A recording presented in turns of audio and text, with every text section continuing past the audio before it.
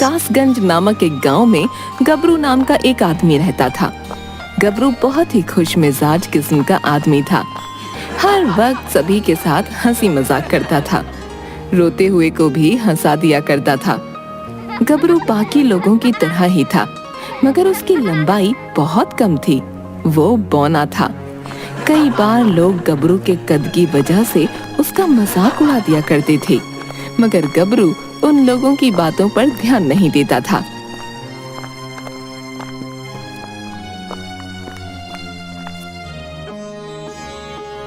अरे भाइयों, तुम सभी यहाँ चाय पीने आते हो या लड़ाई करने आते हो हैं? तुम लोग तो एकदम बुड़बक हो। रुको, अभी हम तुम लोगों को हंसाता हूँ। हाँ, तुम सभी लड़ना तो एकदम बंद ही कर दो, वो भी अभी के अभी। क्या रे गबरुआ, हैं? कैसन हो? तुम्हारा ही इंतजार कर रहे थे हम। अब तनिक कछु मस्त सा सुनाए दो। इस सब का शांत करवाई के खातिर दिमाग का दही हुई गवाह है। अरे भैया जी, काहे परेशान होते हैं? अब आपका गबरुआ आ गया है ना, पी लीजिए गबरू की तरफ से एकदम तड़कता फड़कता शानदार चुटकुला। तो एक बार की बात है, एक पत्नी अपने पति से कहती है कि अजी सुनते हो, पड़ोस वाली मीना की बेटी को 100 में से 99 नंबर मिले हैं। इस पर पति पूछता है, अच्छा फिर एक नंबर कहाँ गया? ई सुन पत्नी कहती है कि वो एक नंबर अपना चिंटुआ लेकर आया है।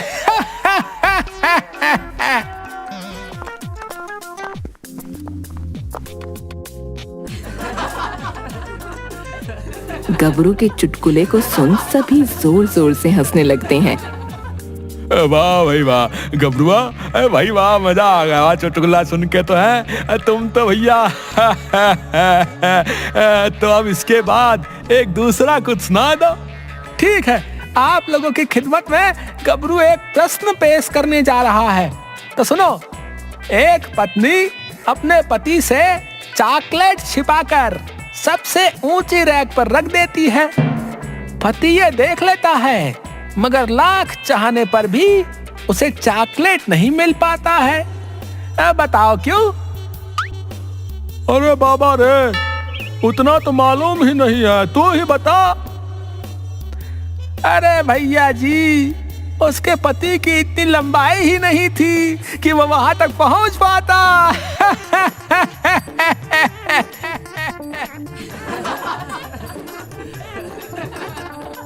ओहो, मतलब वो तेरी तरह बौना था। ये सुन गबरू बहुत दुखी हो जाता है। सभी उसका मजाक उड़ाने लगते हैं और जोर जोर से हंसने लगते हैं। अच्छा ठीक है, अब हम चलते हैं। क्या रे गबरू, तू भी ना जैसा खुद है वैसा प्रश्न करता है।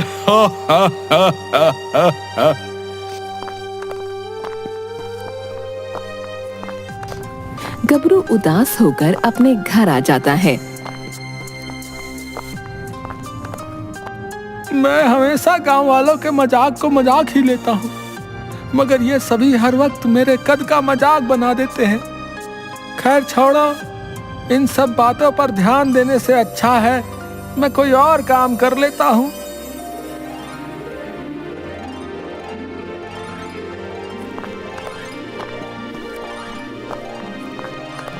गबरू बहुत मेहनती था। जब कभी किसी को मदद चाहिए होती, वो उसकी मदद जरूर करता था। हाँ बताइए अम्मा जी, क्या करना है? मैं अभी कर देता हूँ। बेटा कुछ सामान है, उन्हें उतार दे। मैं तो बूढ़ी हो गई हूँ, इतना वजन नहीं उठा पाऊंगी। अरे अम्मा जी, आप नहीं उठा पाएंगी तो आपको क्या लगता है इससे वो काम हो जाएगा? इसका कद देखिए, ये तो वहां तक पहुंच भी नहीं पाएगा, सामान क्या उतारेगा? भाई बुरा मत मानना, मैं तो बस सच कह रहा हूँ। ठीक है, अगर मैं नहीं कर पाऊंगा तो आप ही अम्मा जी की मदद कर दीजिए। हाँ हाँ, क्यों नहीं। चलिए अम्मा जी, बताइए कहाँ से सामान उतारना है?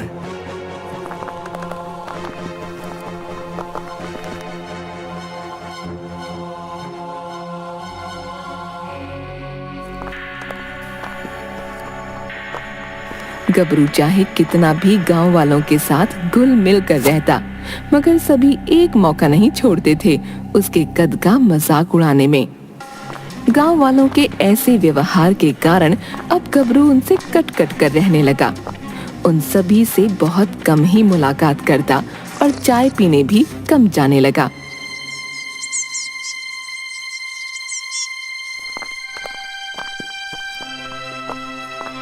बहुत दिनों बाद एक दिन गबरू चाय पीने चाय की दुकान पर आता है। अरे गबरू, तू भाई आजकल कहाँ है? कहीं नजर नहीं आ रहा है भाई। क्या हुआ? तेरे सारे चुटकुले अब खत्म हो गए क्या है?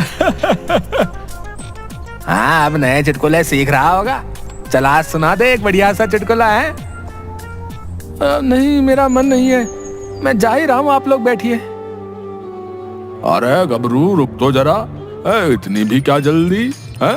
थोड़ी देर हमसे बात तो कर ले।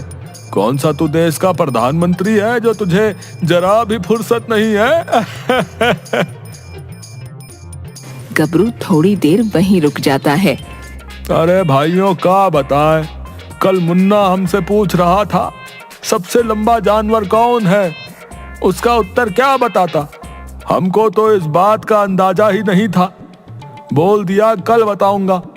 अब तुम ही लोग बताओ, सबसे लंबा जानवर कौन है? ना भाई ना, हमें तो ना पता। इतना पढ़ा लिखा होता तो यहाँ क्या करता है? और गबरुआ, तुझे पता है सबसे लंबा जानवर कौन है? अरे मोरी मैया, माफ करना, तुझे तो तेरी कद के हिसाब से सबसे छोटा जानवर पता होगा। ये सुनकर गबरू वापस दुखी हो जाता है। मैं जा रहा हूँ यहाँ से। और हाँ, सबसे बड़ा जानवर जिराफ होता है। इतना कहकर गबरू तुरंत वहाँ से उठता है और अपने घर आ जाता है। अब इनका बहुत ज्यादा हो रहा है। इतने दिनों बाद भी जा रहा हूँ, फिर भी मजाक उड़ाने का एक मौका नहीं छोड़ते। इन लोगों के साथ अच्छा रहकर कोई फायदा नहीं। अब मैं इनको सबक सिखा कर रहूंगा। गबरू सभी गांव वालों के घर चोरी करने की सोचता है।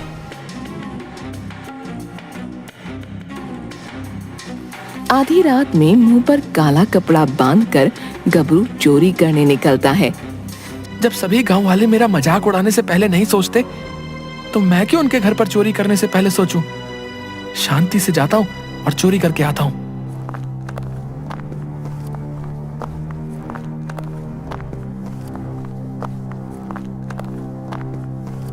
गबरू चुपके से एक घर में घुस जाता है। सभी सो रहे थे। गबरू धीरे धीरे सामान चुराता है और अपने झोले में रखता है और वहां से भाग जाता है।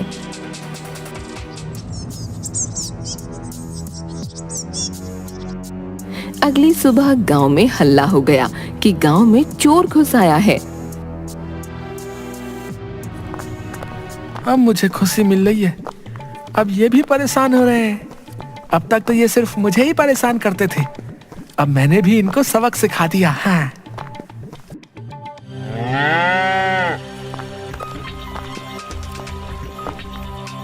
गबरू चोरी किया सारा सामान लेकर शहर आता है।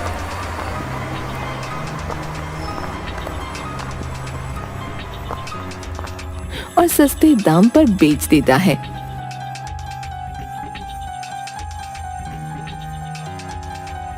चलो अब इन पैसों से आराम से कुछ दिन बैठकर खाऊंगा।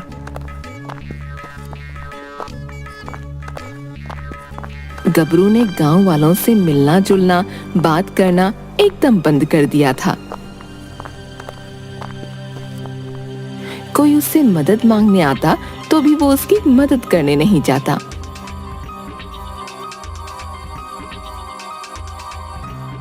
अब तक गबरू ने गांव के कई घरों में चोरी कर ली थी, मगर वो पकड़ा नहीं गया था।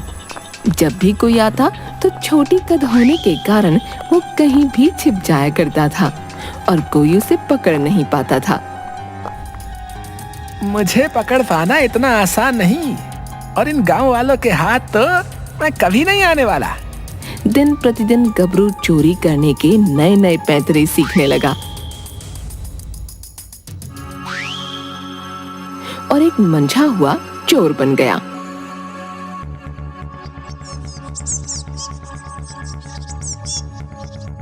गांव वाले चोर को पकड़ने की बहुत कोशिश कर रहे थे, मगर चोर था कि पकड़ में नहीं आ रहा था। अरे ये हमार कासगंज को किसी की नजर लग गई है, जो हर घर में चोरियां हो रही हैं। राम राम, ये का हो रहा है? अब तो रातें जाग जाग कर बितानी पड़ रही हैं।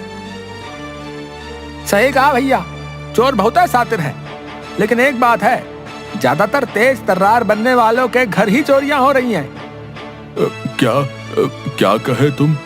चोरी तो चोरी है भैया। अरे मेरा कहना यह है कि कोई समझदार चोर है। हाँ अरे दुकान वाला सठिया गया है। चलो सरपंच जी के पास चलते हैं, वही कुछ उपाय बताएंगे। सब मिलकर सरपंच के यहाँ जाते हैं। मुखिया जी कुछ कीजिए, कासगंज अब रहने लायक नहीं लगता। चोरी चकारी बहुत बढ़ गई है। हाँ हरिया, सही बोला तुमने। हम लोग भी उसी विषय पर बात कर रहे हैं। जल्दी ही कोई ना कोई हल जरूर निकलेगा। सब चौकन्ने रहो बस। गबरू जहाँ रहता था वहीं पास में झींगा नाम का एक आदमी रहने आता है। झींगा भी गबरू से बात करने की कोशिश करता है, मगर गबरू उससे भी बात नहीं करता। अरे हम पड़ोसी हैं, अगर ये बात कर ही लेगा तो क्या हो जाएगा? पता नहीं कैसा आदमी है।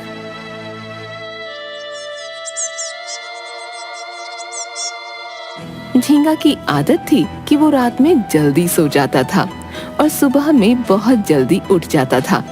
सुबह उठकर वो झाड़ू लगा रहा था, तभी वो देखता है कि गबरू एक झोले में कुछ सामान लेकर बहुत हड़बड़ी में आ रहा है। झींगा गबरू के पास जा ही रहा था, तभी गबरू अपने घर के अंदर चला गया और दरवाजा बंद कर लिया। ये इतनी सुबह इतना सामान लेकर हड़बड़ी में कहाँ से आ रहा है?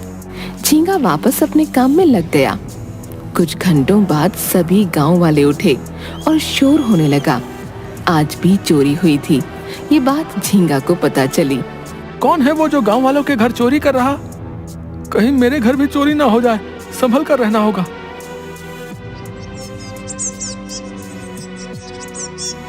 अगली सुबह भी झींगा गबरू को सुबह सुबह सामान लेकर हड़बड़ी में आते देखता है।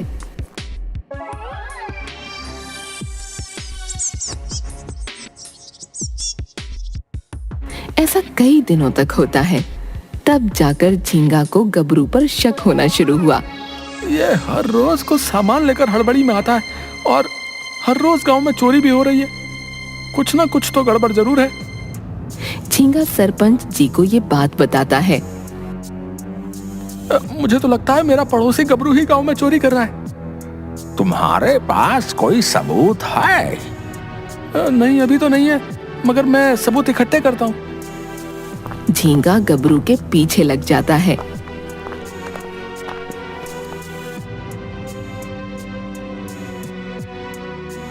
रात भर सोता नहीं और गबरू पर नजर रखता है।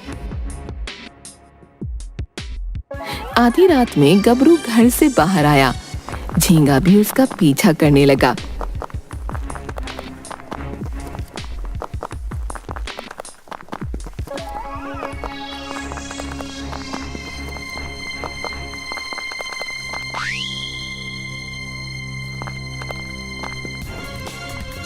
गबरू एक घर में गया और सामान चोरी किया।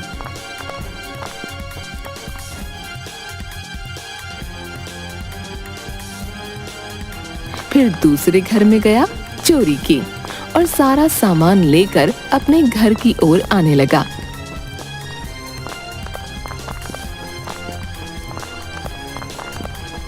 तभी झींगा ने उसे पकड़ लिया। छोड़ दो मुझे। देखो, मुझसे मत उलझो, नहीं तो अच्छा नहीं होगा। शोर सुनकर सभी गांव वाले इकट्ठा हुए। सरपंच भी आ गए। देखिए सरपंच जी, मेरा शक सही था, गबरू ही गांव में चोरी कर रहा था। झींगा गबरू के मुंह से काला कपड़ा हटाता है। गबरू को देख सभी हैरान रह जाते हैं और उसके हाथ से सारा सामान ले लेते हैं। गबरू, तुम तो बहुत अच्छे इंसान थे, मुझे तुमसे ये उम्मीद नहीं थी। हाँ सरपंच जी, आपने बिल्कुल सही कहा।